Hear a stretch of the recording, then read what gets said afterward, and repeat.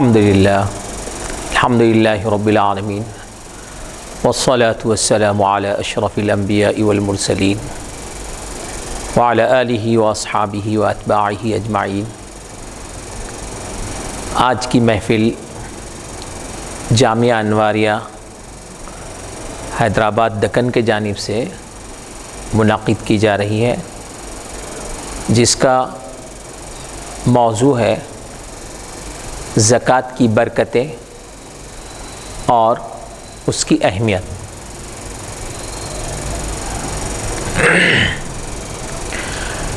الحمدللہ رب العالمین والعاقبۃ للمتقین وعلی آلہ واصحابہ واتباعہ اجمعین الی یوم الدین۔ فاعوذ باللہ من الشیطان الرجیم، بسم اللہ الرحمن الرحیم۔ یا ایہا الذین آمنوا انفقوا مما رزقناکم من قبل ان یأتی احدکم الموت من قبل ان یأتی احدکم الموت فیقول رب لولا اخرتنی الی اجل قریب فاصدق واکن من الصالحین۔ وقال تعالی خذ من اموالهم صدقة تطهرهم وتزكيهم بها وصل عليهم ان صلاتك سكن لهم۔ قال الله اني معكم لئن اقمتم الصلاة وآتيتم الزكاة وآمنتم برسلي۔ صدق الله العظيم وصدق رسوله النبي الكريم ونحن على ذلك لمن الشاهدين والشاكرين والحمد لله رب العالمين۔ بزرگوں اور عزیزوں، جو آیات میں نے آپ کے سامنے تلاوت کی ہیں، اللہ تبارک و تعالیٰ اس میں ارشاد فرماتا ہے، یا ایہا الذین آمنوا انفقوا مما رزقناکم من قبل ان یأتی یوم لا بیع فیہ ولا خلۃ ولا شفاعۃ والکافرون هم الظالمون، کہ اے ایمان والو، تم اس مال کو خرچ کرو جو ہم نے تم کو عطا کیا ہے، اس دن کے آنے سے پہلے جس دن خرید و فروخت نہیں ہوتی، اور جس دن دوستیاں اور تعلقات فائدہ نہیں پہنچاتے اور سفارشیں بھی نہیں سنی جاتی، اس دن کے آنے سے پہلے ہی اللہ کے راستے میں مال خرچ کرو۔ والکافرون هم الظالمون، لیکن کافر لوگ بڑے ظالم ہوتے ہیں، اللہ کے ان احکامات کو وہ نہیں مانتے۔ یہ آیت کا مختصر سا خلاصہ تھا۔ دوسری آیت شریفہ جو میں نے آپ کے سامنے تلاوت کی ہے، اس میں اللہ تعالیٰ پیارے نبی محمد مصطفیٰ صلی اللہ علیہ وسلم کو خطاب کرتے ہوئے فرماتے ہیں، خذ من اموالہم صدقۃ، اے نبی اکرم صلی اللہ علیہ وسلم، آپ مسلمانوں کے مال سے صدقہ لے کر غریبوں اور ضرورت مندوں میں تقسیم کریں۔ تطہرہم، بھئی ان کا مال کیوں لے؟ تطہرہم، تاکہ وہ ان کو پاک کرے، وتزکیہم بہا، اور اس کے ذریعے سے ان کا تزکیہ ہو، ان کے جسم کی صفائی ہو، ان کے دل کی صفائی ہو، ان کے اخلاق کی صفائی ہو، ان کے روحانیت کی صفائی ہو۔ وصلی علیہم، اور آپ جو لوگ زکوٰۃ دیتے ہیں، صدقات دیتے ہیں، اپنا مال غریبوں اور ضرورت مندوں پر خرچ کرتے ہیں، تو اے نبی اکرم صلی اللہ علیہ وسلم وصلی علیہم، آپ ان کے لیے دعا کیجیے۔ ان صلاتک سکن لہم، بے شک آپ کی دعا کرنا ان کے لیے سکون کا باعث ہوگا۔ یہ زکوٰۃ کے بہت بڑے فائدے ہیں۔ تیسرا، اللہ تعالیٰ فرماتا ہے، قال اللہ انی معکم، زکوٰۃ چونکہ پہلی امتوں کے اوپر بھی فرض تھی، جیسے امت محمدیہ پر ہے، نماز بھی فرض تھی، زکوٰۃ بھی فرض تھی، روزے بھی فرض تھے، جیسے ہمارے اوپر روزے، نماز، زکوٰۃ فرض ہیں، البتہ اس کی مقدار، احکامات وغیرہ الگ الگ تھے۔ تو اللہ تعالیٰ بنی اسرائیل کے بارے میں فرما رہا ہے، قال اللہ تعالیٰ نے ان سے کہا انی معکم، میں تمہارے ساتھ ہوں، اے لوگوں میں تمہارے ساتھ ہوں، لئن اقمتم الصلاۃ، اگر تم نمازوں کا اہتمام کرو گے، نمازوں کی پابندی کرو گے، وآتیتم الزکوٰۃ، اور زکوٰۃ دو گے، وآمنتم برسولی، اور میرے رسولوں کے اوپر ایمان لاؤ گے، ان کا احترام کرو گے اور ان کی باتیں سنو گے، تم انی معکم، میں تمہارے ساتھ۔ یہ 3 آیات آج ہماری گفتگو کا محور ہے۔ اب آئیے تھوڑی سی ہم اس کی تفصیل سنیں۔ اللہ تعالیٰ نے پہلی آیت میں فرمایا کہ وہ بتانا چاہ رہا ہے کہ زکوٰۃ وہی لوگ دیتے ہیں جو ایمان والے ہوتے، بے ایمان لوگ زکوٰۃ نہیں دیتے، اسی لیے خطاب بے ایمانوں سے نہیں ہے۔ آیت میں شروع ہو رہی ہے یا ایھا الذین آمنو، اے ایمان والو۔ بے ایمان لوگوں کو بولنا کیا ہے؟ یا ایھا الذین آمنو، اے ایمان والو، انفقوا مما رزقناکم، تم اس مال کو خرچ کرو جو ہم نے تم کو دیا ہے، جو ہم نے تم کو دیا ہے۔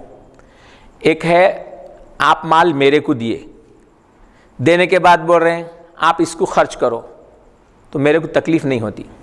کیوں؟ میرا کیا جا رہا بھائی، آپ کا ہے میرے پاس رکھا ہوا ہے، خرچ کرو بولے تو خرچ کر دے رہا ہوں، تو میرے کو کوئی پرابلم نہیں ہے، کوئی تکلیف نہیں ہے، کیونکہ مال دوسروں کا ہے۔ اور انسان کا اپنا مال خرچ کرو بولے تو ذرا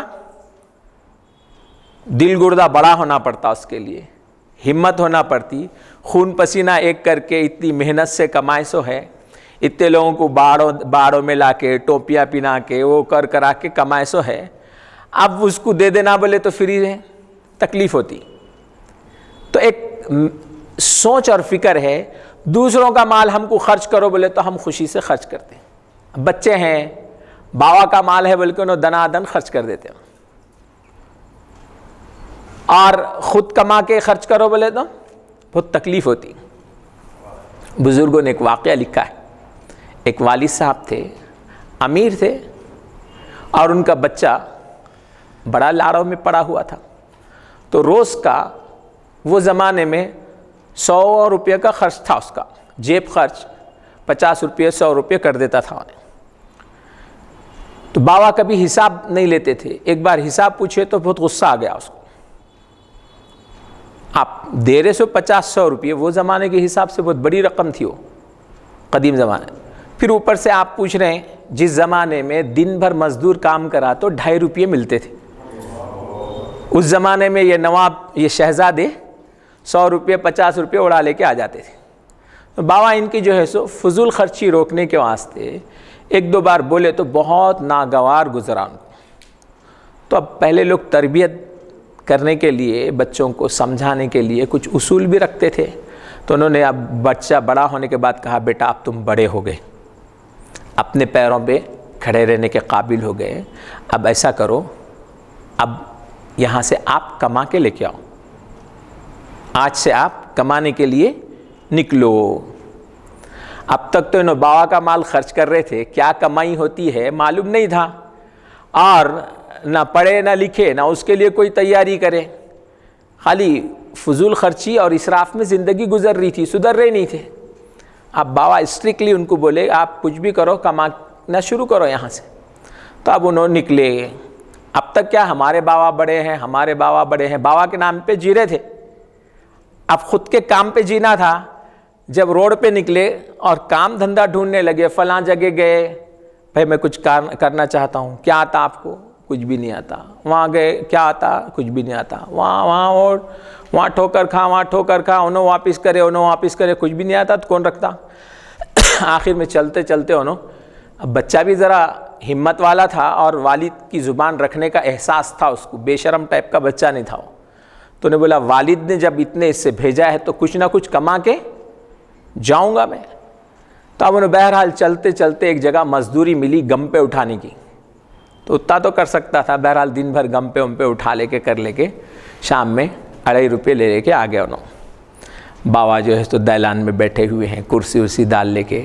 بیٹا خوش آیا, آ کے ابا جان کو قدم بوسی کر کے وہ 2.5 روپے دیے. دیکھ کہا ابا جان یہ میری پہلی کمائی ہے اور آج کی حلال کی کمائی ہے. 2.5 روپے. پہلے زمانوں میں گھروں میں بولیاں بھی ہوا کرتی تھی, تو بابا 2.5 روپے لے لیے, باؤڈی میں پھینک دیا. پھینکے تو بچے کو ایسی تکلیف ہو گئی, تلملا اٹھا انہیں. یہ کیا کرے آپ کو معلوم ہے یہ 2.5 روپے کمانے کے لیے میرے کتنی محنت کرنا پڑی, کتنا بھاگ دوڑ کرنا پڑا, کتنے در کی ٹھوکریں کھانا پڑی, کتنی جگہ سے واپس جانا پڑا. بڑے مشکلوں کے بعد میں یہ 2.5 روپے کمایا تھا, آپ ہی کو لا کے دیا تھا. آپ اس کو اگر صحیح مصرف میں استعمال کرتے تو خوشی ہوتی تھی میرے کو. آپ دن بھر کی میری محنت ضائع کر ڈالیں.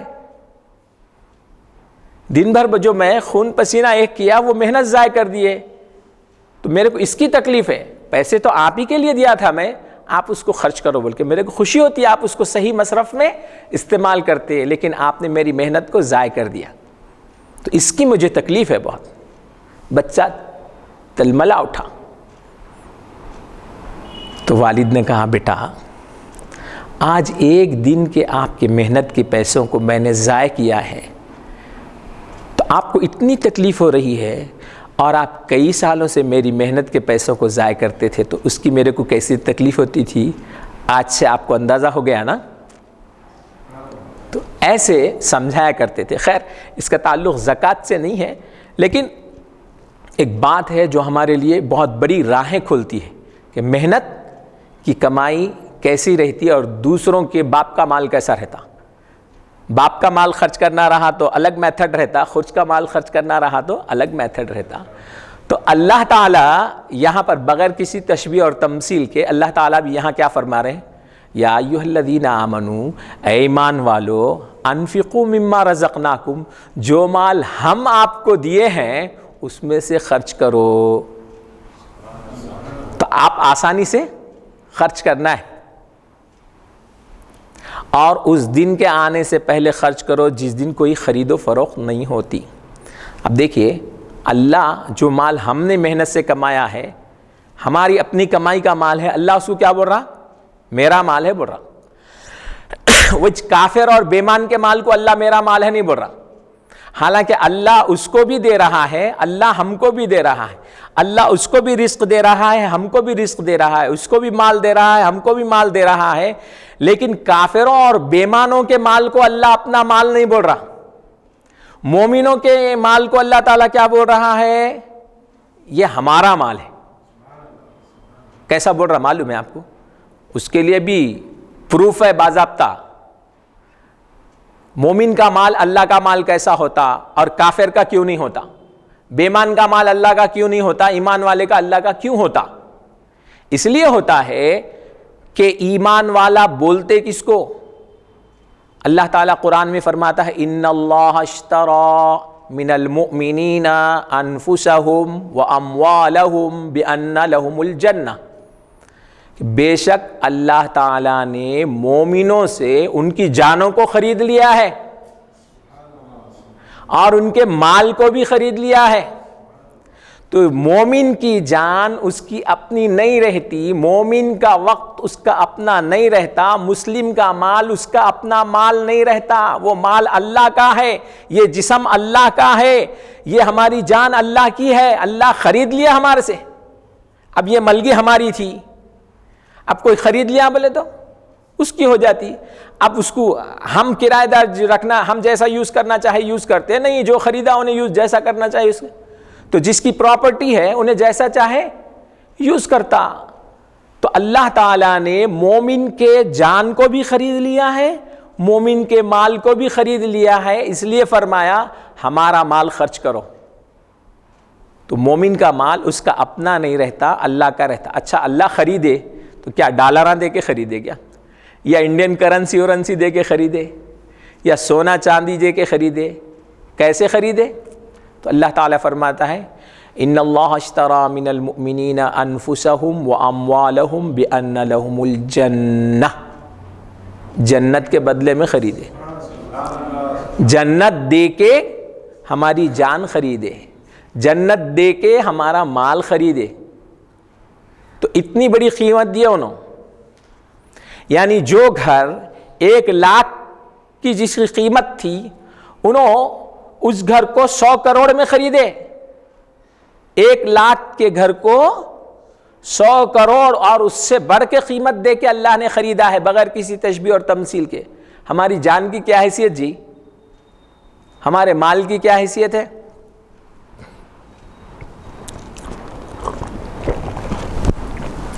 لیکن اللہ تعالیٰ فرماتا ہے ہم جنت دے کے خریدے، تم جنت کے بدلے میں خریدے. تو ہماری کیسی قیمت بڑھ گئی ہے آپ اندازہ لگائیے. اللہ کے مارکیٹ میں ہمارے جان کی قیمت کتنی اونچی ہو گئی، ہمارے مال کی قیمت کتنی اونچی ہو گئی، آپ اندازہ لگاؤ. تو لوگ ہم کو جو سمجھ رہے ہیں یہ بے قیمت ہے، ان کے اوپر بلڈوزر چلا دو، ان کا خون بہا دو، کچھ ہونے جانے والا نہیں ہے، یہ بے قیمت لوگ ہیں. تو بے قیمت تمہارے پاس ہوں گے، اللہ کے پاس بڑی قیمت والے. اللہ نے جنت کے بدلے میں خریدا ہے اس کو.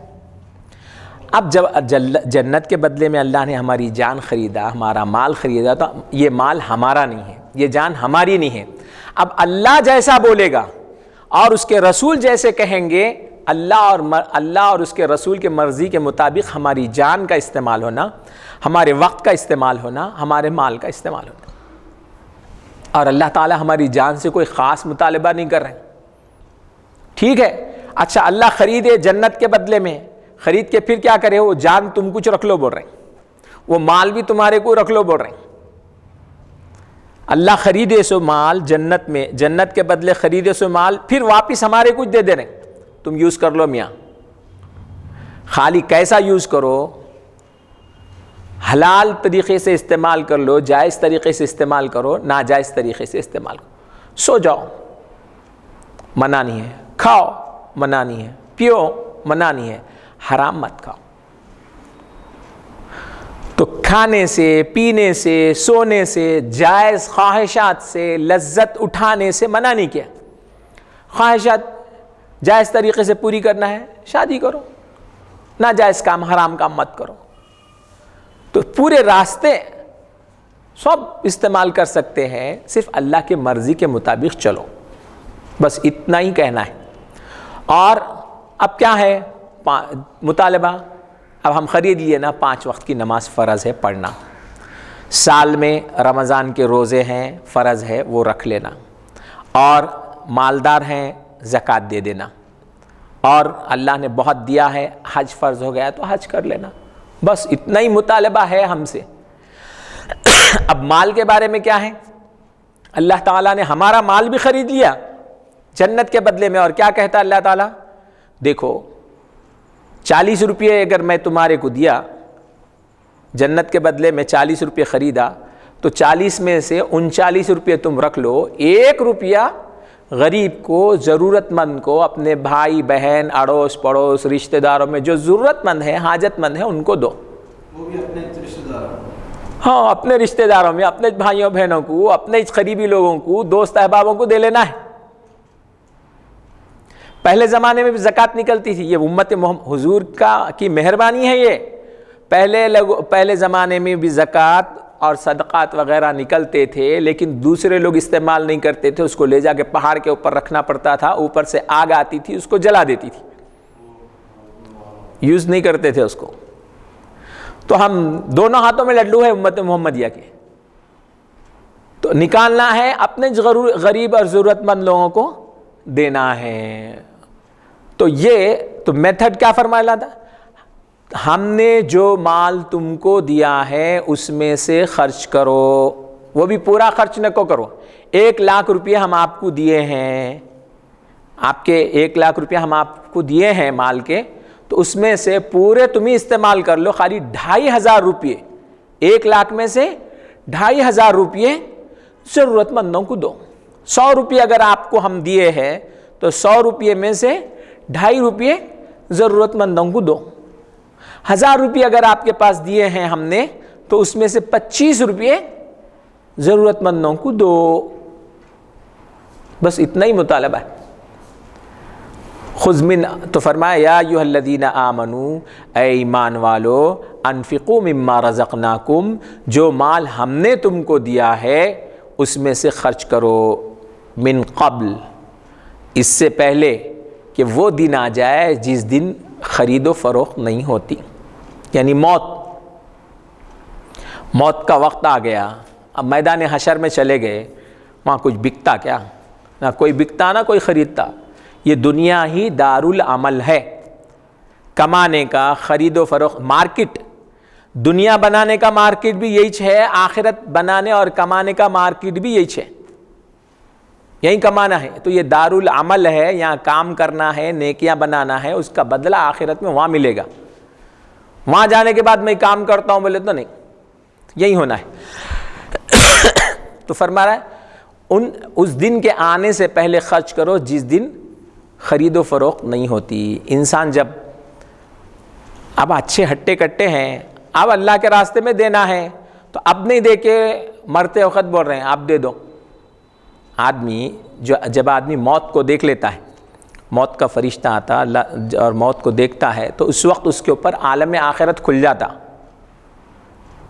ادھر انہیں شفٹ ہو جاتا، اور وہاں پہ اس کا ٹھکانہ جنت میں ہے یا دوزخ میں ہے وہ بھی اطلاع ہو جاتی اس کو. ہاں، آخری وقت میں وہ جو فائنل اسٹیج میں جب پہنچ جاتا، جب توبہ اوبہ کے دروازے بند ہو جاتے تو ادھر کا سب کھلتا بول کے ادھر کا بند ہوتا. ادھر کا عالم کھل گیا تو ادھر توبہ، عمل، نیکی وہ سب بند ہو جاتا.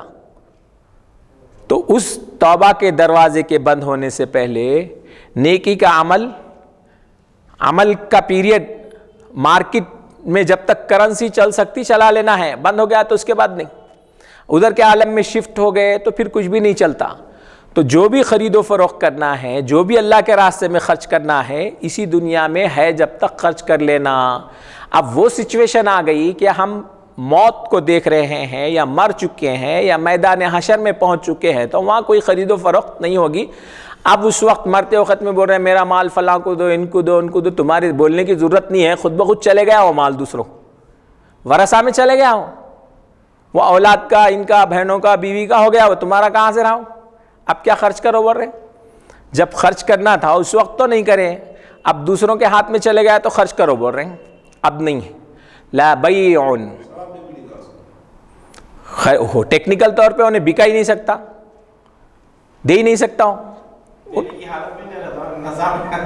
نہیں، اگر انہیں دیا تو بھی، اگر انہیں دے بھی دیا تو بھی ہمارے پاس مرض الموت کا کسی کو دیا ہوا عطیہ، تحفہ، یہ وہ کچھ بھی قابل قبول نہیں ہے.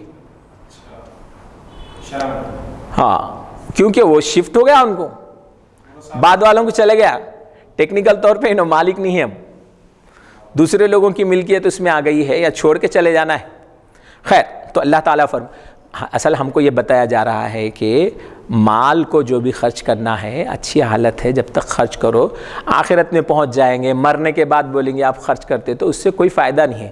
وہاں جا کے آخرت میں جانے کے بعد اب نیکی کرتا ہوں، اب زکوٰۃ دیتا ہوں، اب صدقہ کرتا ہوں، اب روزے رکھتا ہوں، اب نیک بنتا ہوں بولے تو کچھ بھی نہیں ہوتا. بول رہے ہیں جو کچھ ہے یہ مارکیٹ جب تک چل رہا ہے دنیا کا، اسی مارکیٹ میں خرید و فروخت کر لینا ہے، آخرت بنا لینا ہے. اللہ کے رسول صلی اللہ علیہ وسلم نے فرمایا کہ وَأَنفِقُوا مِمَّا رَزَقْنَا، ہو گیا. کاد الفقر ان یکون کفرا. ایک منٹ آپ لوگ ذرا بے چین مت ہو. اس کے بعد اللہ تعالیٰ فرماتا ہے کہ ولا بیع ولا خلۃ ولا شفاع. اس دن جب ہم مر جائیں گے اور ادھر کے عالم میں منتقل ہو جائیں گے تو وہاں خرید و فروخت بھی نہیں چلتی، دوستیاں بھی وہاں پہ ہم نہیں نبھا سکتے. ایسا وقت آئے گا کہ کوئی دوست کسی کو کام نہیں دے گا، اور ایک وقت ایسا بھی آئے گا کہ کوئی کسی کی سفارش کرنے والا بھی نہیں رہے گا، سب کو نفسی نفسی نفسی نفسی پڑی ہوئی رہے گی. والکافرون ہم الظالمون. اور اشارہ ہے اس میں کہ جو لوگ زکوٰۃ نہیں دیتے نا وہ لوگ کافر ہیں. زکوٰۃ فرض ورض نہیں ہے، زکوٰۃ کا انکار کرنے والے کافر ہیں اس کی طرف اشارہ ہے. بات زکوٰۃ اور صدقات کی چل رہی تھی, چلتے چلتے آخر میں فرمایا والکافرون, بے ایمان لوگ ہی ظالم ہیں. کیونکہ اب دنیا میں جہاں کرنا تھا وہاں تو نہیں سنے, اب بعد میں سننا چاہ رہے ہیں, بعد میں کرنا چاہ رہے ہیں, تو کوئی فائدہ ہونے والا نہیں ہے. ایک آیت. تو اس میں اہمیت بتائی گئی ہے مال کی, مسلمان کے مال کی, کہ مسلمان کا مال اس کا اپنا نہیں رہتا, اللہ کا رہتا ہے, اور اللہ نے اس کے مال کو جنت کے بدلے میں خریدا ہے. مسلمان کی جان اس کی اپنی نہیں رہتی ہے, وہ اللہ کی رہتی ہے, اللہ کی ملکیت ہے, اللہ نے جنت کے بدلے میں خریدا ہے. اور معلوم ہے جنت کتنی قیمتی چیز ہے. اللہ کے رسول صلی اللہ علیہ وسلم نے فرمایا اگر کسی کو جنت میں ایک کوڑا رکھنے کی جگہ ملی, وہ چابک وبک کا بڑا چھوٹا سا ڈنڈا رہتا, تو ویسا اتنا چھوٹا کوڑا یعنی ایک بالش زمین اگر جنت میں مل جائے تو دنیا وما فیہا سے بہتر ہے. یہ دنیا کی پراپرٹی اور اس میں جو مال دولت ہیرے جواہرات اور جو بھی بادشاہتیں سب جو بھی ہے نا, اس سے بہتر ہے جنت کی ایک بالش کی زمین. اتنی قیمتی چیز ہے. تو اللہ تعالی ہمارے مال کے بدلے میں اس سے بڑی جنت دے رہا ہمارے کو, ایک بالش کی نہیں دے رہا. ایک آدمی کو جو جنت ہوگی جہاں تک اس کی نگاہ جائے گی اتنا بڑا علاقہ رہے گا. ایک آدمی کی ایک کنگڈم رہے گی, وہ بڑی عالی شان. تو ایسی بڑی ہماری قیمت ہمارے مال کی اللہ نے رکھائی ہے. لہٰذا زکوٰۃ دینے میں, اللہ کا مال اللہ کا ہے, اگر وہ غریبوں پر, ضرورت مندوں پر اور اسلام کے راستے میں فی سبیل اللہ, جہاں بھی مساجد کے لیے ضرورت پڑتی ہے, مکاتب کے لیے ضرورت پڑتی ہے, مدارس کے لیے ضرورت پڑتی ہے, غریبوں کے لیے ضرورت پڑتی ہے, یتیموں کے لیے ضرورت پڑتی ہے, تو اس وقت اپنا مال آگے لا کر پیش کرنا. تب یہ جو قرآن کی آیت ہے یہ مطلب صحابہ بھی سمجھتے تھے, اب ہم لوگ بھی سمجھتے ہیں, لیکن ان کو بہت زیادہ یقین تھا. وہ آخرت کو ایسے سامنے دیکھتے تھے. ہم لوگ آخرت سے غافل ہیں, وہ یقین نہیں ہے, تو ہماری یہ کیفیت ہے. اتنا سب سن کے بھی پھر میاں ذرا 100 روپے کا چندہ دو مسجد کو, ارے میں 10 دیتا ہوں جی, یہ 100 روپے ایک دم کیسا بڑا ڈالے تم, نہیں نکلتا. وہی اللہ کے رسول صلی اللہ علیہ وسلم اعلان فرماتے ایک دفعہ جنگ کا وقت تھا, لوگوں کی بڑی تنگی اور غربت تھی, تو اللہ کے رسول صلی اللہ علیہ وسلم نے فرمایا بھائی ایسی ضرورت ہے پیسوں کی, ذرا مال اللہ کے راستے میں دو. تو انہوں نے کیا کیا, فوراً لوگ اپنا اپنا مال لا کے دینے لگے. تو اس وقت حضرت ابو بکر صدیق رضی اللہ عنہ کے پاس تنگ دستی تھی, غربت تھی, اور حضرت عمر رضی اللہ عنہ کی مالی پوزیشن اچھی تھی. تو حضرت عمر رضی اللہ عنہ نے فرمایا آج میں, انہوں کمپٹیشن, پہلے لوگ نیکیوں میں کمپٹیشن کرتے تھے, تو حضرت عمر رضی اللہ عنہ نے فرمایا آج میں حضرت ابو بکر رضی اللہ عنہ پہ نیکی میں سبقت لے جاؤں گا, ان سے بڑھ کے مال اللہ کے راستے میں دوں گا. اب انہوں دیکھ نہیں سکتے, ان کے پاس ہے اتنے, تو کہاں سے دیں گے. انہوں یہ سمجھ کے حضرت عمر رضی اللہ عنہ کیا کرے, اپنا پورا مال جو تھا اس میں سے آدھا مال لا کے اللہ کے رسول صلی اللہ علیہ وسلم کے پاس رکھ دیے. کہا اللہ کے رسول یہ آپ کی خدمت میں ہے, جیسے چاہے استعمال کیجیے. تو اللہ کے رسول صلی اللہ علیہ وسلم نے پوچھا ہے عمر کتنا لائے ہو؟ کہا اللہ کے رسول جو تھا اس میں سے آدھا لے کر آیا, بڑا گٹھا. اس کے بعد حضرت ابو بکر صدیق رضی اللہ عنہ ہے, چھوٹی سی گٹڑی لے کر لا کے حضور کے خدمت میں پیش کر دی, رکھ دی. کہا ابو بکر کتنا لے کر آئے ہو؟ کہا اللہ کے رسول گھر میں جتنا تھا سب لے کر آیا ہوں, صرف گھر میں اللہ اور اس کے رسول کے نام کو چھوڑایا. تو اس وقت حضرت عمر رضی اللہ عنہ نے فرمایا کہ میں کبھی بھی حضرت ابو بکر صدیق رضی اللہ عنہ سے سبقت نہیں لے جا سکتا نیکی میں بھی. تو عزیزو, وہ لوگ اپنے مال کو اپنا نہیں سمجھتے تھے, اللہ کا سمجھتے تھے. ضرورت پڑی تو پورا مال بھی لا کر پیش کر دیتے تھے, اور اپنے گھر میں جھاڑو دے کے صرف کہتے اللہ اور اس کا رسول ہے, میرے گھر میں کچھ بھی نہیں. تو اللہ اور اس کا رسول یہ بھی بہت بڑا مال ہے, بلکہ سب سے قیمتی مال اللہ اور رسول ہی ہے. اللہ اور رسول ہمارے گھر میں, ہمارے دل میں, ہماری فکر میں, ہماری مزاج میں بس گئے تو دنیا بھی مزے سے گزرتی ہے، آخرت تو گزرتی ہی گزرتی ہے. بہت بڑی قیمتی چیز ہے وہ بھی ایک قیمت کی چیز ہے. تو ایسے سودے اور ایسی مارکیٹنگ اور ایسی تجارت صحابہ کیا کرتے تھے. اور ہماری تجارت کا حال دیکھو، ہم لوگ کیسی تجارت کرتے ہیں؟ بے ایمانی کی، ایمان فروشوں کی. کوئی مال کے لیے ایمان بکا دے رہا، کوئی اپنے مال کے لیے عزت بکا دے رہا، کوئی اپنے مال کے لیے مدارس کو بکا دے رہا، کوئی اپنے مال کے لیے اوقاف کی جائیداد کو بکا دے رہا، کوئی اپنے مال حاصل کرنے کے لیے اپنے باوا دادا کے قبرستانوں کو بکا دے رہا. یہ کیفیت ہوگی. وہ ہے کہ سب لا کے پیش کر رہے، اور ہم ہیں کہ آپ سب بکا لیتے چلے آ رہے، ایمان بکا دے رہے. مسلمانوں کو جو نقصان پہنچا ہے، آپ قدیم تاریخ اٹھا کے دیکھیں، ایمان فروشوں سے، ایمان بکانے والوں سے، ان سے نقصان پہنچا سب سے بڑا. دوسروں سے نہیں، ہمارے اپنے آستین کے جو سانپ تھے جنہوں نے ایمان بکایا، ان سے نقصان پہنچا ہے. تو خیر، جب چیز بکنے پہ آ جاتی ہے تو ایمان بھی بکتی ہے، عزت بھی بکتی ہے، سب چیزوں کے سودے ہونے لگتے ہیں.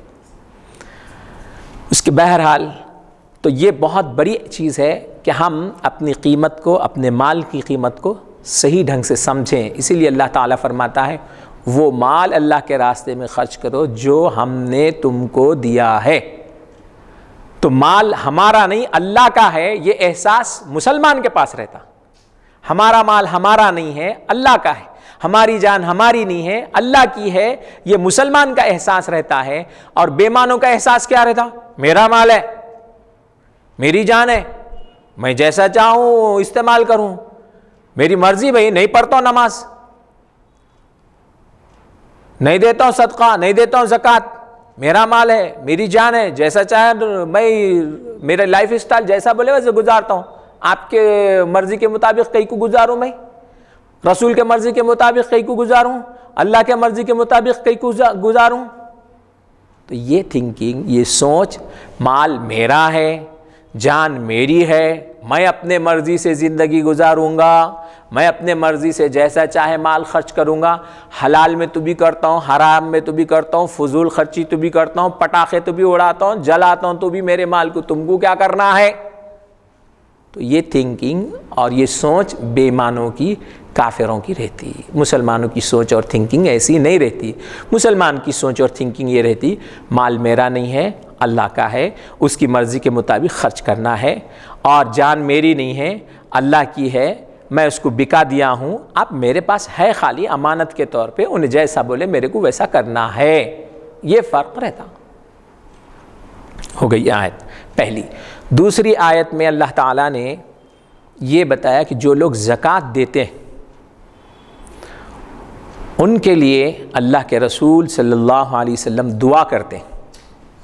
اللہ کے رسول کی دعا ان کے ساتھ رہتی ہے. زکوٰۃ دینے والوں کے ساتھ اللہ کے رسول کی دعا رہتی ہے.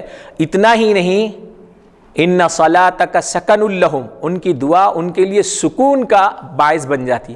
ان کے گھر میں سکون ہو جاتا، ان کے کاروبار میں سکون ہوتا، ان کی زندگی میں سکون ہوتا، ان کی عبادتوں میں سکون ہوتا، ان کی سوچ اور فکر میں سکون ہو جاتا. تو کیا آیت شریفہ ہے؟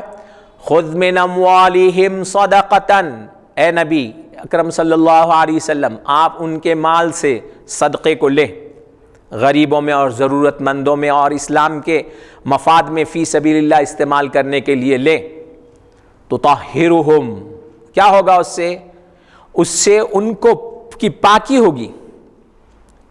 وہ زکوٰۃ اور صدقہ لینا ان کو پاک کرے گا. ان کے جسم کے جو بیماریاں ہیں وہ پاک ہوں گی، ان کی روح کی جو بیماریاں ہیں وہ پاک ہوں گی، اور ان کی جو دل کی بیماریاں ہیں وہ پاک ہوں گی.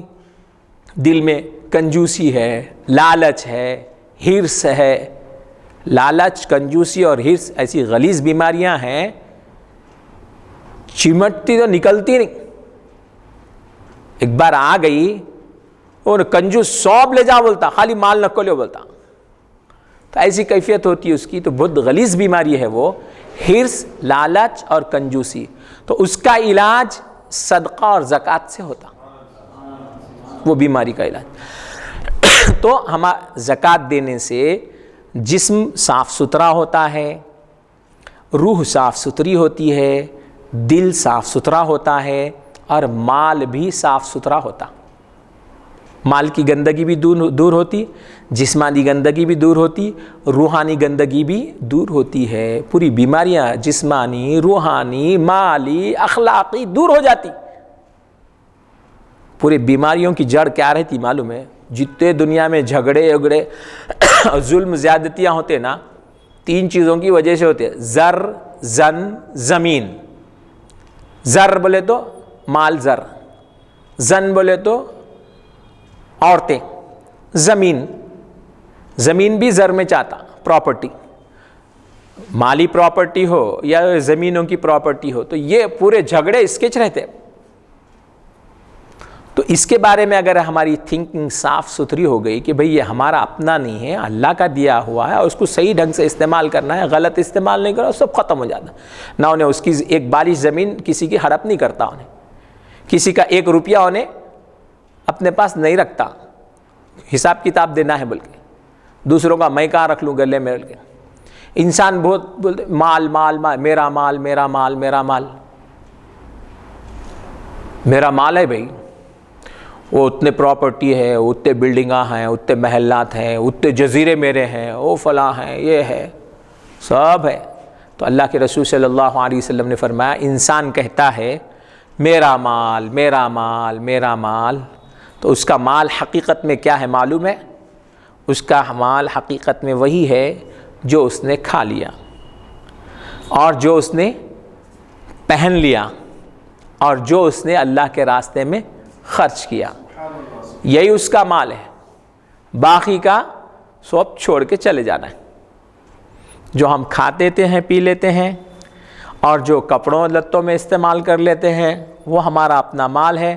اور جو اللہ کے راستے میں ہم نے خرچ کیا ہے، وہ آخرت میں بہت بڑے پیمانے پہ بڑھ کے ہم کو ملے گا. ایک حدیث آگے آئے گی کہ اگر کوئی ایک لقمہ اللہ کے راستے میں دیتا ہے تو اللہ تعالیٰ اس کو بڑھاتے ہیں، تربیت کرتے. جیسا کوئی ایک آدمی ہمارے کو بکری کا بچہ دیا، تو ہم کیا کرتے؟ وہ بکری کے بچے کو کھلا کے پلا کے بڑا کر کے وہ کر کے اس کو ڈیولپ کرتے. پھر وہ بکری کے بچے کے بچے بچے کے بچے کر کے ایسا نگرانی کر کے جو کرتے ہیں، تو ویسا اللہ تعالیٰ ہماری ایک لقمے کو بڑھاتے ہوئے، اس کی نگرانی کرتے ہوئے، وہ کرتے کرتے احد پہاڑ کے برابر بنا کے ثواب دیتا.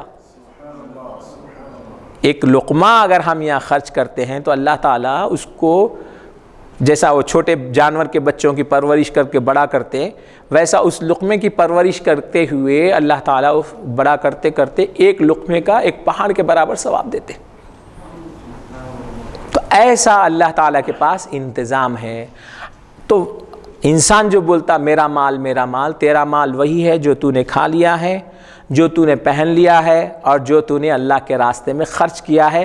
تو اللہ تعالیٰ اس ایک لقمے کو اتنا بڑا کر پیش کرے، بنا کر واپس لوٹائے گا. تو اب ہم جتنا زیادہ اس کے راستے میں خرچ کریں گے اتنا ہی زیادہ اجر اور ثواب پائیں گے. یہ ہو گئی بات.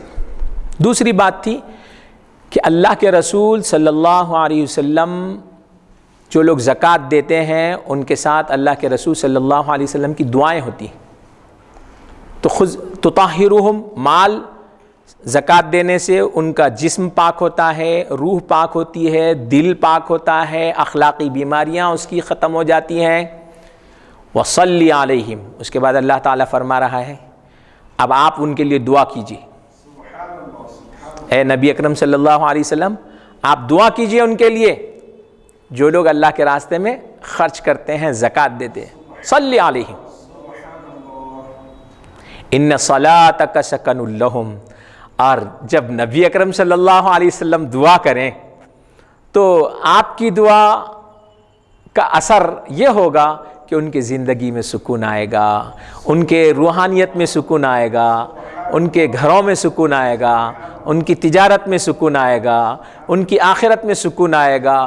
پرسکون زندگی دنیا کی آخرت کی گزر جائے گی. وصلی علیہم ان صلاتک سکن لہم، آپ ان کے لیے دعا کیجئے، بے شک آپ کی دعا ان کے لیے سکون کا باعث ہوتی ہے. قبر میں بھی سکون سے رہیں گے، حشر میں بھی سکون سے رہیں گے، آخرت میں بھی سکون سے رہیں گے، دنیا میں بھی سکون سے رہیں گے. تو یہ حضور کی دعا ملتی کب؟ جب اللہ کے راستے میں ہم خرچ کریں گے، زکوٰۃ، صدقات، جو بھی ضرورت مند ہیں وہ دیتے رہیں گے تو اس وقت ملتی ہے. یہ ایک بات. اور کیا فائدہ ہوتا زکوٰۃ اور صدقے کا؟ حضور کی دعا مل گئی اور ہمارے جسمانی، روحانی اور دل کی صفائی ہو گئی زکوٰۃ کی وجہ سے. کیا کم فائدے ہیں یہ زکوٰۃ کے؟ معمولی ہو دل کے اندر وہ آپریشن کرنا ہے، باریک رگ کو صاف کرنا ہے بولے تو لاکھوں روپے دے رہے ہیں. دل کے ایک رگ میں جہاں خون رک گیا ہے اس کو صاف کرنا ہے تو آپ لاکھوں روپے خرچ کر دے رہے ہیں 1 گھنٹے میں. اور پورے دل کی صفائی ہو رہی ہے، روحانیت کی صفائی ہو رہی ہے، مال کی صفائی ہو رہی ہے، اخلاق کی صفائی ہو رہی ہے، ایمان کی صفائی ہو رہی ہے، پورے امراض روحانی وہ سب دور ہو رہے ہیں. تو وہ بھی کتنے میں 40واں حصہ دیے تو ہو رہے ہیں. وہ اتنے کم میں ہو رہے تو کوئی گھاٹے کا سودا ہے یہ. تو ہرگز زکوٰۃ کے ادا کرنے میں کنجوسی اور کا معاملہ نہیں کرنا چاہیے. تیسری جو قرآن کریم کی آیت ہے، اللہ تعالیٰ فرماتا ہے قال اللہ، بنی اسرائیل سے اللہ تعالیٰ نے کہا تھا قال اللہ انی معکم، اللہ تعالیٰ نے فرمایا بے شک میں تمہارے ساتھ ہوں، میرا ساتھ تمہارے ساتھ ہے، میں تمہارے ساتھ ہوں. کب؟ لئن اقمتم الصلاۃ، اگر تم نمازوں کا اہتمام کرو گے، وآتیتم الزکوٰۃ، اور زکوٰۃ ادا کرو گے، وآمنتم برسولی، اور میرے رسول کے اوپر ایمان لاؤ گے اور میرے رسول کی بات مانو گے تو میں تمہارے ساتھ ہوں. تو زکوٰۃ دینے سے اللہ کا ساتھ مل جاتا. اب جس کے ساتھ اللہ ہو گیا اس کو کس کا ڈر ہے؟ نہ دشمنوں کا ڈر ہے، نہ اس کا ڈر ہے، نہ چوروں کا ڈر ہے، نہ لفنگوں کا ڈر ہے، کسی کا ڈر نہیں ہے. تو زکوٰۃ دینے کے بعد میں اس کا مال محفوظ ہو جاتا، اللہ اس کے ساتھ ہو جاتا، اس کے مال کے ساتھ بھی اللہ ہو جاتا، اس کے ساتھ بھی اللہ ہو جاتا. اللہ کا ساتھ جس کو مل گیا کتنی بڑی بات ہے. معمولی ایریے کے کچھ لوگ رہتے، ارے نہیں بھائی وہ فلاں MLA کا آدمی ہے، نہیں وہ فلاں منسٹر کا آدمی ہے، نہیں بھائی اس کے ساتھ CM کا ہاتھ ہے اس کے ساتھ. تو CM کا ہاتھ ہے بولے تو لوگ پورے پریشان ہیں. اب اللہ کا ساتھ ہے بولے تو ساری دنیا پریشان ہونا کچھ نہیں بگاڑ سکتی آپ کا. انی معکم، بے شک میں تمہارے ساتھ ہوں. لئن اقمتم الصلاۃ، لیکن شرط یہ ہے کہ تم نماز کا اہتمام کرو، زکوٰۃ کا اہتمام کرو اور میرے رسول کے اوپر ایمان لاؤ، اس کے مرضی کے مطابق زندگی گزارو، پھر میں تمہارے ساتھ. یہ 3 آیات کی مختصر سی تفصیل ہے.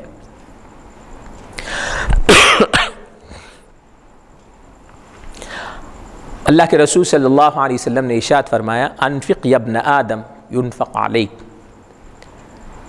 اے ابن آدم، اے آدم کی اولاد، تم اللہ کے راستے میں ضرورت مندوں کے اوپر خرچ کرو، اللہ تعالیٰ تمہارے اوپر خرچ کرے گا. تم خرچ کرو گے تو اللہ تمہارے اوپر خرچ کرے گا. ایک حدیث میں حضرت معاذ بن جبل رضی اللہ عنہ فرماتے ہیں کنت مع رسول اللہ فی سفر، میں ایک سفر میں اللہ کے رسول صلی اللہ علیہ وسلم کے ساتھ تھا.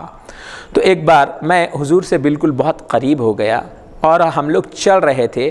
تو فقلت، میں نے کہا یا رسول اللہ اخبرنی بعمل یدخلنی الجنۃ ویباعدنی من النار. انہوں حضور سے قریب ہو گئے، سفر میں چلتے چلتے باتاں کر لیتے چلتے نا، تو انہوں بات بھی کیسی کرتے تھے دیکھو صحابہ. فرمانے لگے اللہ کے رسول آپ مجھے ایسی بات بتائیے جس کی وجہ سے میں جنت سے قریب ہو جاؤں اور دوزخ سے دور ہو جاؤں. اے اللہ کے رسول آپ مجھے ایسی بات بتائیے، ایسا عمل بتائیے، ایسا کام بتائیے جو مجھے جنت میں داخل کرے اور دوزخ سے دور کر دے. ایسا کام بتائیے، آپ ایسا عمل بتائیے. ہم لوگ مولانا لوگوں سے پوچھے تو بھی کیا پوچھتے معلوم ہے؟ صاحب کوئی ایسا وظیفہ بتاؤ میری دکان میں برکت ہو جانا، میرے مال میں برکت ہو جانا. تو ہمارا پورا ایمان ہو، دعا ہو. کوئی نماز بتاؤ صاحب، وہ پڑھے تو دکان میں برکت ہو جانا. تو نماز بھی مال میں، دنیا کے مال میں برکت کے واسطے، ہر چیز پورا ہم دین کو بھی دنیا کے بزنس میں ڈیولپمنٹ کے لیے استعمال کر رہے ہیں. کوئی اچھی آیت بتاؤ, کون سا سورہ بتاؤ, کچھ بھی ایسا بتاؤ کہ جس کی وجہ سے میرے کاروبار میں ترقی ہو. ہے وہ بھی, لیکن سارا دین, قرآن, وہ سب استعمال کئی کو کر رہے ہیں آپ دنیا کے ڈیولپمنٹ کے لیے, دنیا کی ترقی کے لیے, یہاں کے کاروبار کی ترقی کے لیے. اور آخرت وہ پوری چوپٹ ہو جا رہی نا, تو وہاں کا کون دیکھنا؟ تو اصل آخرت کو سنوارنا اور سدھارنا ہے, اس کی فکر ہونا. تو صحابہ دنیا کی فکر نہیں کرتے تھے, وہ لوگ آخرت کی فکر کرتے تھے. اللہ کے دو چیزیں ہیں صاحب, جو لوگ آخرت کی فکر کرتے ہوئے کوئی سوالات وغیرہ کرتے ہیں تو ان کے جوابات الگ رہتے ہیں. آپ آخرت کی فکر کرتے ہوئے ذکر اذکار کریں گے تو بہت جلدی ترقی ہوتی, اور دنیا کی فکر آخرت کو چھوڑ کے خالی دنیا کمانے کے چکر میں, دنیا بڑھانے کے چکر میں اگر کر رہے تو نہیں ہوتا ڈیولپمنٹ. وہ پریشان کے پریشان رہتے ہیں, پھر بولتے ہیں ارے اتنا پڑھ رہا ہوں کچھ ہو رہا ہی نہیں. اس واسطے نہیں ہو رہا کہ نیت میں کھوٹ ہے. تم وہ دین کو بھی, نبی کو بھی, قرآن کو بھی دنیا کے واسطے استعمال کرنا چاہ رہے ہیں, دنیا کمانے کے واسطے استعمال کرنا چاہ رہے ہیں, اور آخرت کے بارے میں بالکل بے فکر ہو گئے. ادھر دیکھ رہے ہی نہیں, نماز نہیں, روزہ نہیں, کچھ نہیں, کیا نہیں ضرورت. حضرت معاذ بن جبل رضی اللہ عنہ کیا پوچھ رہے ہیں, دیکھیے آپ سفر میں, کہ اے اللہ کے رسول آپ مجھے ایسا عمل بتائیے جس کی وجہ سے میں جنت میں داخل ہو جاؤں اور دوزخ سے دور ہو جاؤں. تو اللہ کے رسول صلی اللہ علیہ وسلم نے ارشاد فرمایا, لقد سألت عن امر عظیم, بہت بڑا سوال کرے میں آدھوں, بہت بڑا سوال کریں. وَإِنَّهُ لَيَسِيرٌ عَلَى مَنْ يَسَّرَهُ اللَّهُ عَلَيْهِ, لیکن یہ بہت آسان بھی ہے اللہ جس کو آسان کر دیا. تو بہت بڑا سوال کرے, لیکن اللہ جس پہ آسان کرا اس کے لیے بہت ایزی ہے, بہت آسان بھی ہے. کیا ہے؟ فرمایا تعبد اللہ ولا تشرک بہ شیئا. نمبر 1, اللہ کی عبادت کرو اور اس کے ساتھ کسی کو شریک مت کرو. تو مسلمان کے لیے تو یہ آسان کام ہے, کوئی پرابلم ہی نہیں ہے. دوسرا, وتقیم الصلاۃ, نماز کا اہتمام کرو خشوع و خضوع کے ساتھ, 5 وقت کی نماز پابندی سے, اس کے اپنے وقت میں جماعت کے ساتھ باوضو خشوع و خضوع کے ساتھ ادا کرو, نماز کا اہتمام کرو. وتؤتی الزکوٰۃ, اور زکوٰۃ دو, صاحب مال ہے تو اللہ کے راستے میں خرچ کرو. وتصوم رمضان, اور رمضان آیا تو رمضان کے روزے رکھو. اور حج کی استطاعت ہو گئی تو حج اللہ, بیت اللہ کا حج کرو. ایک حدیث میں حج کا تذکرہ ہے, اور ایک حدیث میں حج کے جگہ تصل الرحم, رشتہ داروں کے ساتھ صلہ رحمی کا معاملہ کرو, رشتہ داروں کے ساتھ حسن سلوک کرو. تو یہ کام کرنے سے آدمی جنت میں داخل ہوتا ہے اور دوزخ سے دور ہوتا. تو آسان کام ہی ہے نا, اللہ کی عبادت کرنا, شرک نہیں کرنا, نمبر 1. نمبر 2, نمازوں کا اہتمام کرنا ہے. نمبر 3, اللہ نے مال دیا ہے تو زکوٰۃ دینا ہے. نمبر 4, رمضان آئے تو روزے رکھنا ہے. تقریباً لوگ کرتے ہی ہیں, آسان بھی ہے جو کرا. اور نمبر 5, رشتہ داروں کے ساتھ حسن سلوک کرنا ہے. یا حج کی استطاعت ہو تو حج کرنا ہے, برخاست. تو اسی لیے اللہ کے رسول نے فرمایا آسان, اگر اللہ جس کو آسان کرے تو آسان بھی ہے, کوئی مشکل کام نہیں ہے. ایسا نہیں ہے کہ آپ ایک پیر پہ رات بھر کھڑے ہو جاؤ. تو اس قسم کی کوئی عبادت اس میں نہیں بتائی گئی ہے, آسان عبادت بتائی گئی.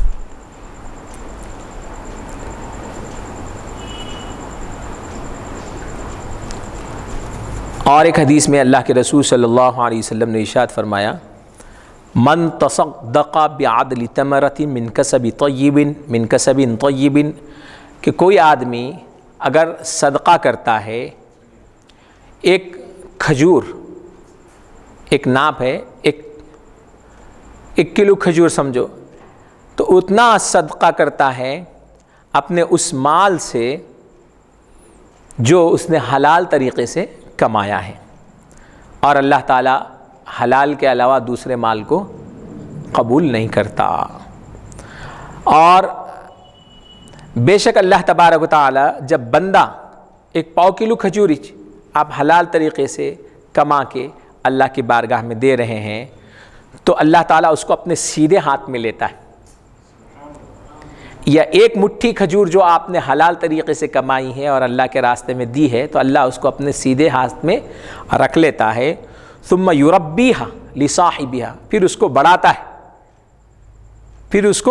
بڑھاتا ہے اس صدقہ کرنے والے کے لیے، کما یربی احدکم، جیسے کہ تم میں سے کوئی آدمی بکری کے بچے کو، اونٹ کے بچے کو، گائے کے بچے کو بڑا کرتا ہے، ویسے اللہ تعالیٰ اس کو اہتمام سے بڑا کرتا ہے، حتی یکون مثل الجبل، جب وہ اللہ کے پاس پہنچتا ہے تو وہ چھوٹا سا صدقہ مٹھی بھر اس کے پاس جا کے پہاڑ کے برابر ہو جاتا ہے، اتنا ثواب اللہ تعالیٰ اس کو دیتے ہیں۔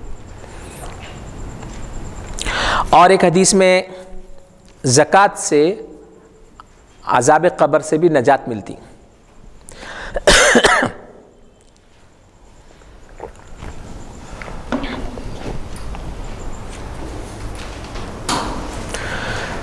فرمایا کہ جب میت کو قبر میں رکھ دیا جاتا ہے تو وہ لوگوں کے واپس جاتے وقت ان کے چپلوں اور جوتوں کی آواز کو بھی سنتا ہے میت۔ فَإِن كَانَ مُؤْمِنًا، اور اگر وہ مومن ہوتا ہے، كَانَتِ الصَّلَاةُ عِنْدَ رَأْسِهِ، نماز، اب انسان کے ساتھ دنیا میں 3 لوگ رہتے، 3 لوگوں کا ساتھ رہتا، اس کے مال اس کے ساتھ رہتا، اور اس کے رشتہ دار اس کے ساتھ رہتے، اور اس کے اعمال اس کے ساتھ رہتے۔ لیکن جب قبر میں رکھ دیتے تو 2 واپس آ جاتے، ایک ساتھ میں رہتا۔ مال تو گھر میں سے حضرت کا جنازہ نکلا، مال وہیں چھوڑ دیتا ساتھ، انہیں گھر سے ہی خدا حافظ بولتا، میں آگے نہیں آ سکتا ہوں بولتا۔ مال، پراپرٹی، جائیداد، بینک بیلنس سب گھر سے نکلتے ہی وہیں چھوڑ دیتے اس کو، اس کے ساتھ نہیں آتے۔ قبر تک رشتہ دار آتے، رشتہ دار بھی اس کو قبر میں ڈال دیے تو اس کے بعد وہ لوگ بھی وہاں سے خدا حافظ بولتے ہیں، اب آگے تم چلو، میں تمہارا دیکھ لو، ہم چلے واپس۔ وہ لوگ وہاں سے واپس ہو جاتے۔ اب اس کے بعد فرمایا اب ساتھ میں وہاں جو رہتا ہے عمل رہتا ہمارا، اچھا ہے تو اچھا عمل ہے، برا ہے تو برا ہے، نیک عمل بھی ہے تو ہمارے ساتھ ہی رہے گا، برا بھی ہے تو ہمارے ساتھ رہے گا، جیسا کریں گے ویسا بھریں گے۔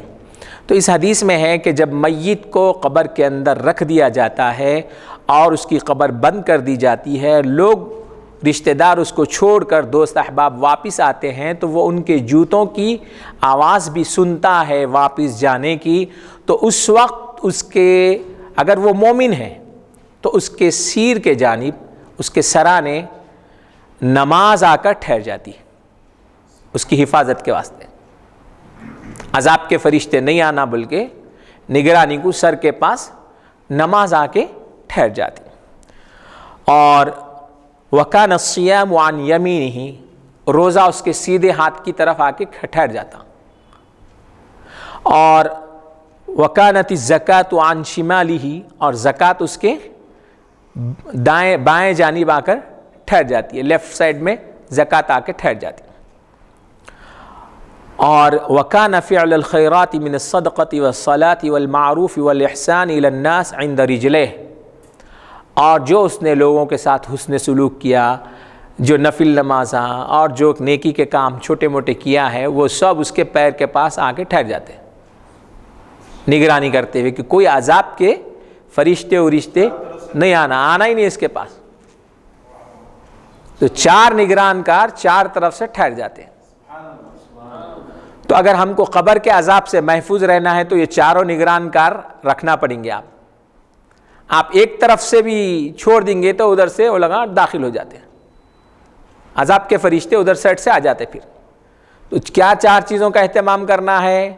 نماز، روزہ، زکوٰۃ اور چھوٹی موٹی ضرورت مندوں کے ساتھ، لوگوں کے ساتھ حسن سلوک کرنا، اچھا کام کرنا، اچھائی کا حکم دینا، برائی سے روکنا، نیکی کی زندگی گزارنا، یہ 4 کام کریں گے تو عذاب قبر سے محفوظ رہیں گے، ورنہ پھر خیریت نہیں ہے۔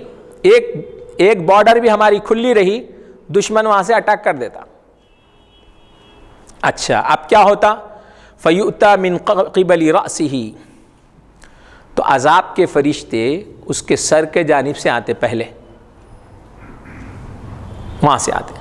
فَتَقُولُ الصَّلَاةُ، نماز کھڑے رہ کے اٹھ کے کھڑے رہ کے بولتی، مَا قِبَلِ مَدْخَلْ، میری طرف سے جانے کا کوئی راستہ نہیں ہے، آپ ادھر سے داخل نہیں ہو سکتے، میرا یہ جو ادھر کا سیر کے جانب کا جو بارڈر ہے بالکل سیل ہے، آپ ادھر سے داخل نہیں ہو سکتے، چلو دوسری طرف سے کہیں سے دیکھو، یہاں نہیں، یہاں فل سیکورٹی ہے، آپ آ ہی نہیں سکتے۔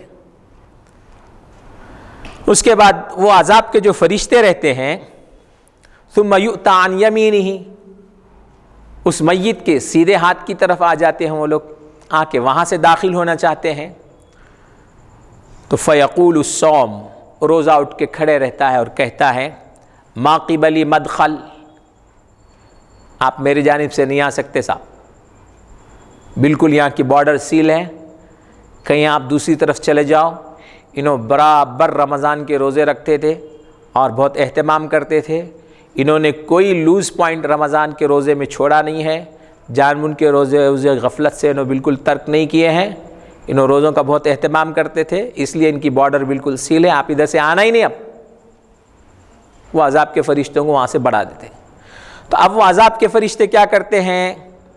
ثم یؤتی عن یسارہ، پھر اس کے الٹے ہاتھ کے جانب آ جاتے ہیں وہ لوگ، بائیں جانب۔ فتقول الزکوٰۃ، زکوٰۃ اٹھ کے کھڑے رہتی ہے اور وہ کہتی ہے، ما قبلی مدخل، ادھر سے نہیں آنا۔ انہیں برابر اپنے مال سے پوری زکوٰۃ نکالتا تھا، کوئی زکوٰۃ نکالنے میں ڈنڈی انڈی نہیں مارتا تھا انہیں، تو لہٰذا ادھر سے بالکل اس کی سیل پیک ہے ادھر کے بارڈر کی، آپ ادھر داخل ہی نہیں ہو سکتے، آپ جاؤ جدھر کھلا ہے ادھر جاؤ، یہاں سے نہیں آنا۔ وہاں سے ان لوگ فرشتوں کو بڑھا دیتے۔ اب اس کے بعد میں ثم یؤتی من قبل رجلیہ، پھر وہ فرشتے عذاب کے منکر نکیر اس کے پیروں کے پاس سے داخل ہونے کی کوشش کرتے۔ فیقول فعل الخیرات، نیک کام وہ جو کیا کرتا تھا، صدقہ دینا، نیکی کا حکم کرنا، لوگوں کے ساتھ احسان کرنا، اچھی بات بولنا، یہ جو کام کرتا تھا وہ کھڑے رہیں گے، کھڑے رہ کے بولیں گے، ما قبلی مدخل، صاحب ادھر سے بھی نہیں آ سکتے، نو انٹری۔ تو 4 طرف سے انہیں پیک ہو جائے گا۔ فیقال لہ اجلس، اب وہ لگا وہیں سے بولیں گے، اٹھو میاں اٹھو، اٹھ کے بیٹھو، مردے کو دور سے ہی حکم دیں گے، اجلس، اٹھو۔ فیجلس، تو انہیں اٹھ کے بیٹھ جائیں گے، مردہ قبر میں اٹھ کے بیٹھ جائے گا۔ قد مثلت لہ الشمس، تو انہیں اٹھے گا تو اس کو ایسے لگے گا جیسے سورج اب ڈوب رہا ہے، سورج ڈوبنے کا ٹائم ہے۔ وقد دنت للغروب، انہیں ڈوبنے کے قریب ہو گیا ہے۔ فیقال لہ، تو اس سے وہ فرشتے کہیں گے، ارأیت ھذا الذی کان قبلکم ما تقول، ارے بھائی آپ کیا بولتے ہیں اس آدمی کے بارے میں جو اس سے پہلے آپ کے پاس آیا تھا، یعنی نبی اکرم صلی اللہ علیہ وسلم کے بارے میں۔ وماذا تشہد علیہ، آپ کئی کی گواہی دیتے ہیں ان کے بارے میں، انہوں رسول تھے نہیں تھے، کیا ہیں، بولتے کیا بولتے ہیں؟ فیقول، تو وہ کہے گا، دعونی حتی اصلی، ارے چھوڑو بھائی، وہ سورج غروب ہو رہا، میرے کو نماز پڑھنے دو۔ نماز کا اتنا اہتمام کرتا تھا، وہ یہ سمجھے گا کہ میں عصر پڑھے بغیر ہی سو گیا، اب اٹھا تو کیا ہے سورج ڈوب رہا، تمہارے سوال جواب آپ سب بعد میں رکھو، میں پہلے عصر کی نماز پڑھ لیتا ہوں۔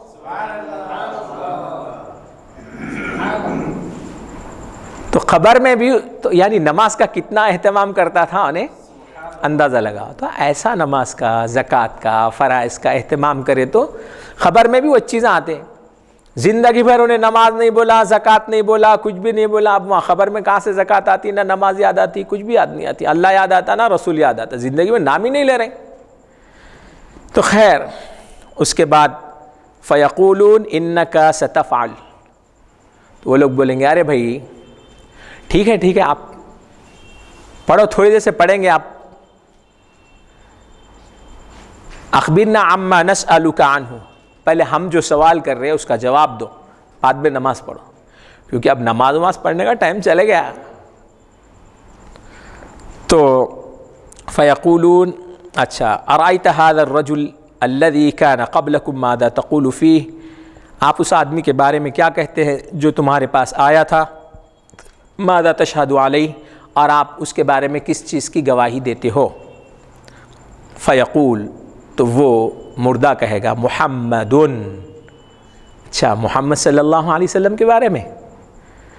اشہد انہ رسول اللہ، میں گواہی دیتا ہوں کہ وہ اللہ کے رسول ہیں.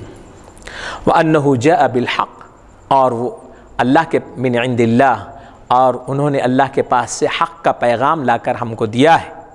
فیقال لہ، تو جب یہ حضور اکرم صلی اللہ علیہ وسلم کے رسالت کا اور ان کے پیغام کے حق ہونے کی گواہی دے گا تو فرشتے کہیں گے علی ذالک حییت، تو زندہ رہا حضور کے نام لے کے، حضور کی گواہی دیتے ہوئے تو زندہ رہا، اور وعلی ذالک مت، اور اسی کے اوپر تیری موت بھی ہوئی.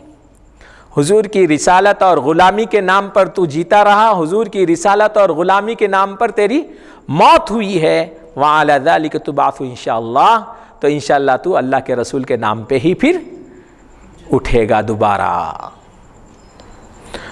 اچھا ثم یفتح له باب من ابواب الجنہ. اب یہاں سے دیکھیے بہت بھیانک اور عجیب و غریب حال ہے. ثم یفتح له باب من ابواب الجنہ، اس بندے کے لیے چونکہ مومن تھا، حضور کے رسالت کی گواہی دیا، حضور کے غلامی کی گواہی دیا، تو کیا ہوگا؟ فیفتح له باب من ابواب الجنہ، جنت کے دروازوں میں سے ایک دروازہ اس کے لیے کھول دیا جائے گا اس کی خبر میں. فیقال له، اور اس سے کہا جائے گا ھذا مقعدک منہا، یہ ہے آپ کے رہنے کا مقام جنت میں، جنت میں یہ آپ کا ٹھکانہ رہے گا. اب تو آپ خبر میں ہیں، لیکن جنت میں آپ فلاں جگہ پہ رہیں گے، فلاں مقام پہ رہیں گے.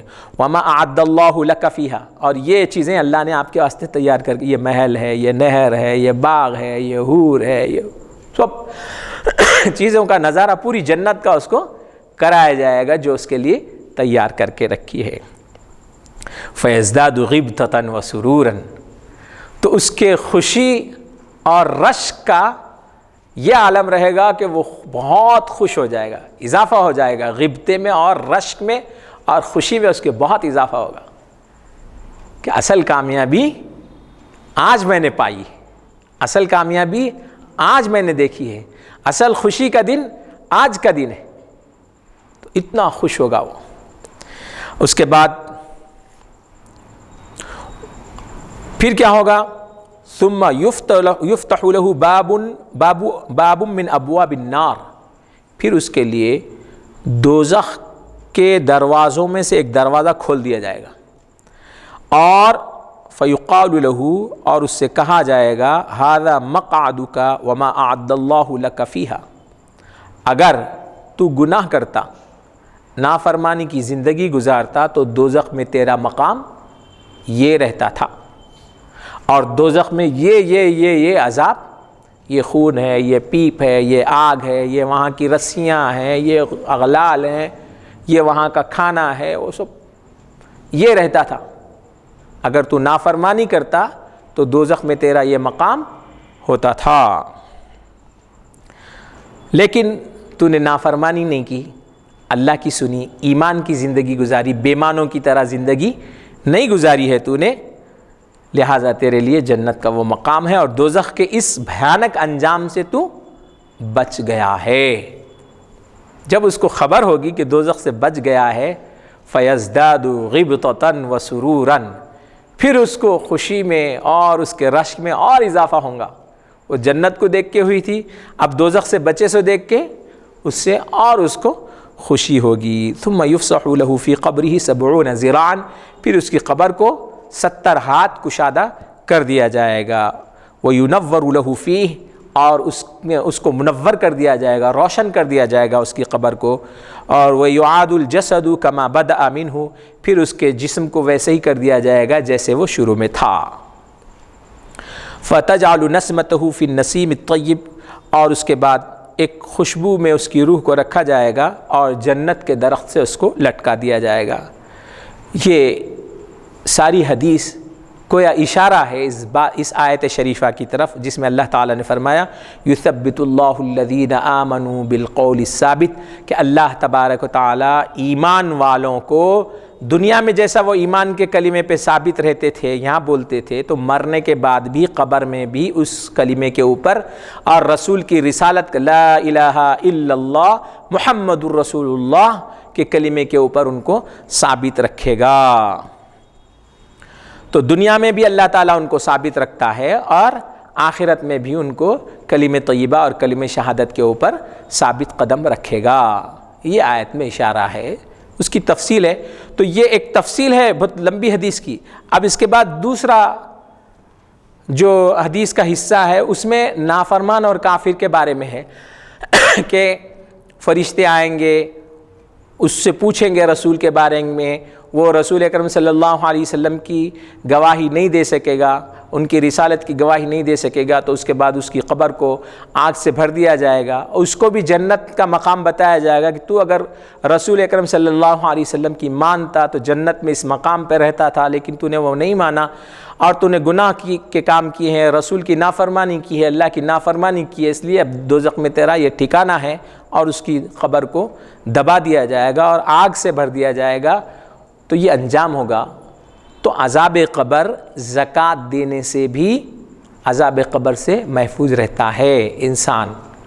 تو ہم کو اگر قبر کے عذاب سے بچنا ہے تو زکوٰۃ دینا پڑے گی۔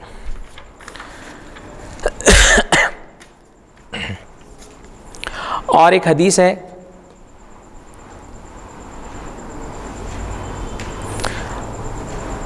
ایک مختصر سی، کاد الفقر ان یکون کفرا۔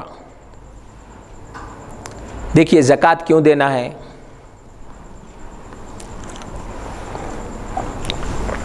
زکوٰۃ سے ہمارا فائدہ تو ہوتا، جسمانی علاج ہو رہا، روحانی علاج ہو رہا، بخل کنجوسی وغیرہ بہت سے چیزوں کا فائدہ ہو رہا، حضور کی دعا مل رہی ہے، اللہ کا ساتھ مل رہا ہے، بہت سی فائدے ہمارے اپنے بھی پرسنل ہو رہے ہیں۔ دوسرا فائدہ اس کا یہ بھی ہوتا ہے کہ جو دوسرے بندے ہیں کمزور اللہ کے مخلوق میں، یتیم، بیواز، بے سہارا، ان کی مدد ہوتی، ان کا لیول جو زندگی کا ہے تھوڑا سا ہماری مدد کی وجہ سے اونچا ہو جاتا ہے۔ تو اللہ کے رسول صلی اللہ علیہ وسلم نے فرمایا کاد الفقر ان یکون کفرا۔ کبھی کبھی ایسا ہوتا ہے کہ فقر اور فاقہ اور تنگ دستی انسان کو کفر کی طرف لے جاتی۔ لوگ بھوک اور پیاس اور بھوک مری کی وجہ سے، بھوک پیاس کو دور کرنے کے لیے، اپنے بچوں کا پیٹ بھرنے کے لیے، اپنے گھر والوں کا پیٹ بھرنے کے لیے ایمان کو بھی بکا دیتے، ایمان کا بھی سودا کر دیتے۔ آپ نے سنا ہوگا کہ بہت سے ایسے واقعات ہوئے ہیں کہ لوگوں نے صرف معمولی غربت کا کارڈ حاصل کرنے کے لیے مذہب کو تبدیل کر دیا۔ تو ایسی چھوٹی چھوٹی چیزیں بھی ہوتی ہیں۔ تو کاد الفقر، تو فقر و فاقہ اب بہت سے لوگ جو کرتے ہیں کیا ہے، ایمان بکاتے پیسوں کے واسطے۔ ہاں بھائی، ان کے پاس ایسی غربت ہے، ان کے بال بچے پریشان ہیں، ہم مدد کر سکتے تھے نہیں کرے، دوسرے لوگ آ کے مدد کریں، عیسائی آ کے مدد کریں۔ انہوں تمہارے سے اچھے تو انہوں ہے نا، ان کو انسانیت تو ہے تھوڑی بہت، تم اتنا اسلام کا نام لے رہے ہیں، وہ فلاں کر رہے ہیں، لیکن تمہارے میں اتنی انسانیت نہیں ہے کہ اپنے پڑوس کے غریب کو کھلا پلا سکے۔ تو مذہب تو دور کی بات ہے، اس میں انسانیت ہے۔ تو اس طرح سے سوچتے ہیں۔ تو اسی لیے اللہ کے رسول صلی اللہ علیہ وسلم نے فرمایا کاد الکفر ان یکون کفرا، فقر و فاقہ انسان کو کفر کی طرف بھی لے جاتا ہے۔ تو جو لوگ فقیری کی زندگی، غربت کی زندگی گزار رہے ہیں تو وہ کفر کی طرف ڈھکیلے جا رہے ہیں۔ ہم ان کی مدد نہیں کریں گے تو پھر وہ کفر کی طرف بھی جا سکتے ہیں۔ ہم زکوٰۃ نہیں نکالیں گے، اپنے مال سے ان کی مدد نہیں کریں گے تو یہ مصیبت بھی ہمارے سر پہ آ سکتی ہے۔ اب ایک حدیث میں اسی کی طرف اشارہ کرتے ہوئے فرمایا، حضرت ابو ہریرہ رضی اللہ عنہ فرماتے ہیں کہ اللہ کے رسول صلی اللہ علیہ وسلم نے فرمایا، ایک آدمی تھا، اس نے کہا آج میں ایک بہت بڑا صدقہ کروں گا، کوئی ضرورت مند کو بہت بڑا مال دوں گا۔ فخرج بصدقتہ، تو رات کے وقت میں کیا کرا، وہ اپنا صدقے کا مال لے کے نکلا۔ فوضعها فی ید سارق، جا کے کیا کرا انہیں، اب رات کے ٹائم میں کوئی تو بھی ملنا غریب بول کے نکلا انہیں تو بہت بڑی مال کی گٹھڑی لے کے چلا، تاکہ کسی کو معلوم ہی نہیں ہونا کس کو دے رہے ہیں کیا دے رہے ہیں، بلکہ انہیں ایک اچھی نیت سے لے کے چلا۔ تو راستے میں ایک آدمی ملا، انہیں کیا کرا، وہ ملا ایسا آدمی کو وہ پوری مال کی گٹھڑی دے دیا، پورا مال اس کو صدقہ کر دے کے آ گیا۔ اس کو نہیں معلوم تھا کون ہے وہ، رات میں پھر رہا، غریب آدمی ہوں گا سمجھ کے دے دیا، انہیں لے لیا، چلے گئے۔ اب اس کے بعد میں کیا ہوا، تو وہ تھا آدمی، جب صبح ہو گئی تو وہ علاقے کے لوگ بات چیت کرنے لگے، لوگوں میں بات مشہور ہو گئی کہ رات میں کوئی بہت بڑے امیر آدمی نے بہت بڑا صدقہ نکالا، لیکن نکال کے غلطی سے انہیں دیا کس کو، ایک چور کو دے دیا، غریب آدمی سمجھ کے ایک چور کو دیا، تو بہت بڑا مال ایک صدقے کے طور پہ چور کے ہاتھ کو لگ گیا۔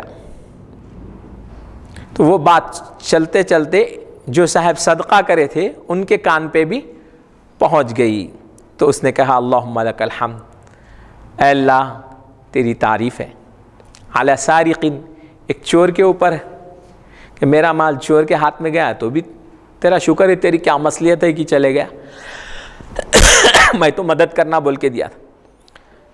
تو اب انہیں بولا چلو میرا مال صحیح جگہ غریب کو پہنچانا چاہ رہا تھا پر چور کے پاس چلے گیا، جانے دو۔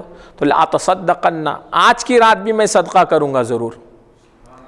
پھر نکلا انہیں صدقے کا مال، پھر ویسی بڑی پوٹلی اٹلی بنا لے کے نکلا، رات میں نکلا تو ایک خاتون سے ملاقات ہوئی، تو وہ خاتون کے ہاتھ میں وہ پیسے دے دیا۔ تو وہ بدکار فاحشہ عورت تھی، زانیہ عورت تھی۔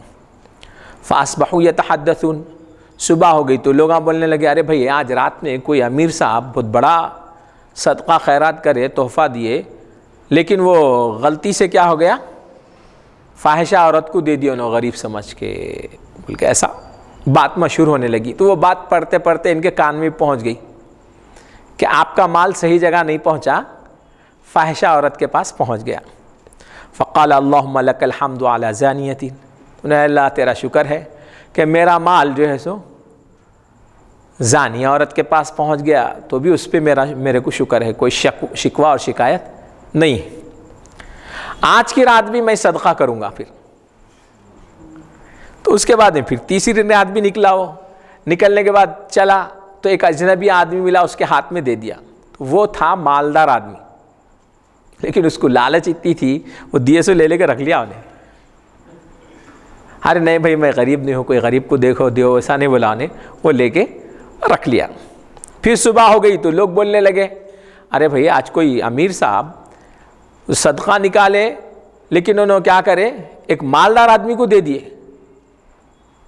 پھر یہ بات ان کو، وہ بات چلتے چلتے حضرت تک پھر پہنچ گئی، تو اب انہوں کیا کرے، اللہ سے دعا کرے، اللہم لک الحمد، اے اللہ سب تعریف تیرے لیے ہے، علی سارقین، کہ میرا مال چور کے ہاتھ میں چلے گیا، میرا مال ایک فاحشہ عورت کے ہاتھ میں چلے گیا، میرا مال ایک مالدار آدمی کے ہاتھ میں چلے گیا، تب بھی میں تیرا شکر گزار ہی ہوں، میں تیرے سے کوئی شکوہ نہیں کر رہا ہوں۔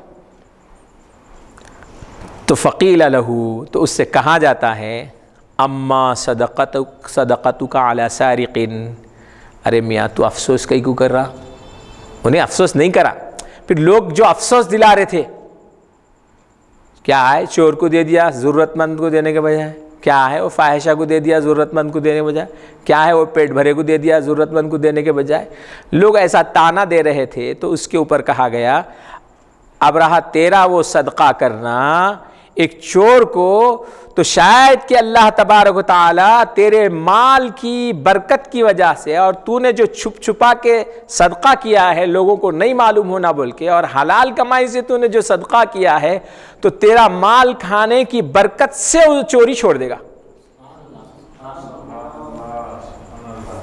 تو تیرا مال چور کے ہاتھ میں اس لیے گیا ہے کہ جب وہ مال کو استعمال کرے گا تو تیرے مال کی جو برکت ہے، تو زکوٰۃ نکال رہا، صدقہ نکال رہا، اور کوئی لوگ دیکھنا نہیں بول کے تیری نیت ہے، تو اتنے اہتمام سے نکال رہا، تو حلال طریقے سے کما رہا ہوں گا، تو حلال کا مال چھپا کے جو دے رہا ہے، تو اس مال میں جو مال زکوٰۃ اور صدقے کے طور پہ نکالا گیا ہے، حلال طریقے سے نکالا گیا ہے، خوش دلی سے نکالا گیا ہے، تو اس مال کے اندر اتنی برکت ہوتی ہے کہ چور کی زندگی تبدیل ہو جائے گی۔ اور فرمایا کہ وہ فاحشہ جس کے ہاتھ میں تیرا مال گیا ہے، کہ یقینی طور پر اللہ تبارک تعالیٰ اس کو توفیق دے گا کہ اپنے اس بد کام سے وہ باز آ جائے گی اور پاک باز زندگی گزارے گی۔ یہ تیرے مال کی برکت ہے۔ اور وہ غنی، وہ مالدار، وہ حریص جو لے کے رکھ لیا ہے، تیرا مال کھانے کے بعد اس میں یہ صلاحیت پیدا ہوگی کہ اس کو بھی جو ہے سو وہ پیدا ہوگا کہ افسوس کہ ارے میں مالدار رہتے ہو، دوسروں کا دینے کے بجائے غریب کا لے کے کھا لیا، تو وہ اس کے بعد دوسروں کو زکوٰۃ نکال کے دے گا، اس کی توفیق اس کو ہوگی۔ تو عزیزو، تو یہ مال ہم خوش دلی سے حلال طریقے سے ایسا نکال کے دے ہیں، تو جو مال ہم زکوٰۃ میں صدقات میں نکال کے دیتے اس مال میں اتنی برکت رہتی، اور جو مال زکوٰۃ نکالنے کے بعد ہمارے پاس رہے گا اس میں کتنی برکت رہے گی۔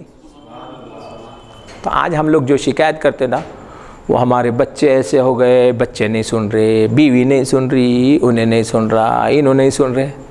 آپ کیا کھلا رہے ہیں؟ حلال کھلا رہے ہیں، حرام کھلا رہے ہیں؟ نہیں، حلال حرام جو بھی آیا سب ملا لے کے دیوانی ہنڈی بنا لے کے کھلا دے رہے ہیں، کچھ حلال حرام کی تمیز ہی نہیں ہے۔